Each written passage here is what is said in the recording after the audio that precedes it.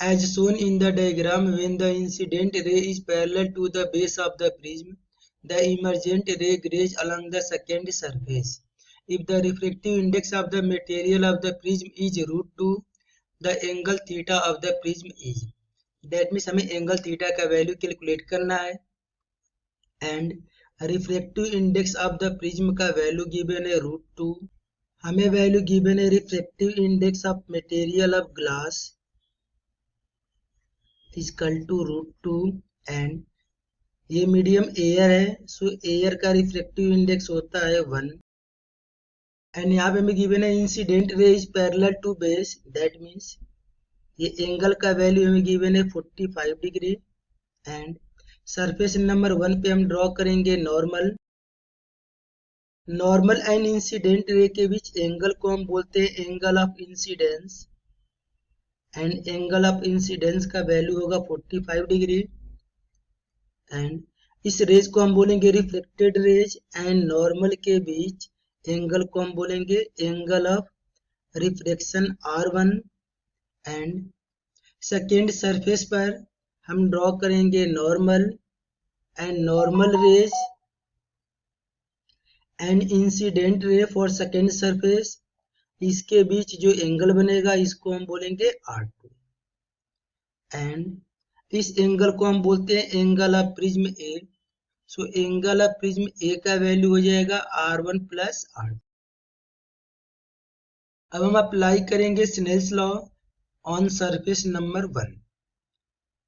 सो surface number 1 पे यदि हम स्नेल्स लॉ अप्लाई करेंगे then reflective index of air into sine of angle in air is equal to refractive index of denser into sine of angle in denser medium.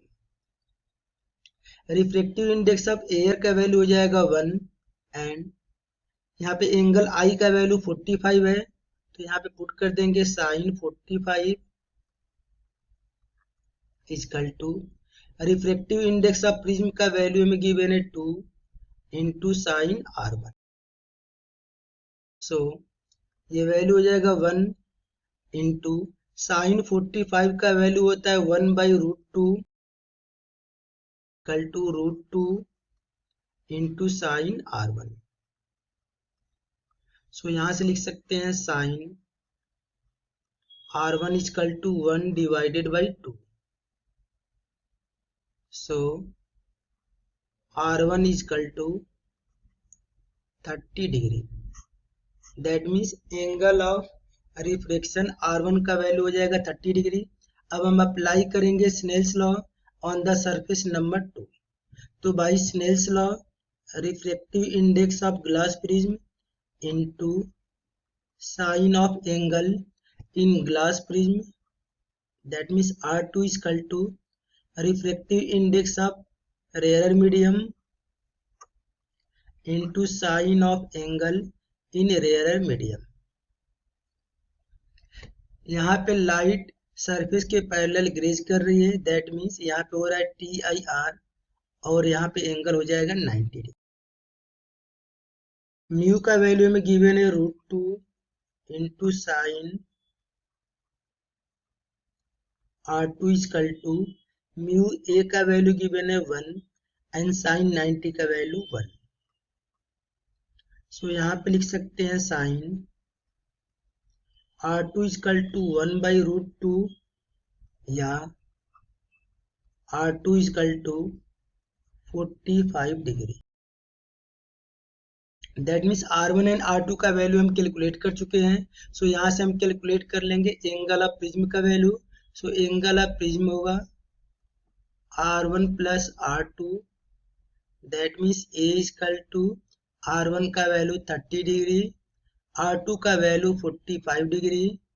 So angle of prism होगा A equal to 75 degree and हमें calculate करना है angle theta का value. So in triangle we know that sum of 3 angle is equal to 180 degree. So in triangle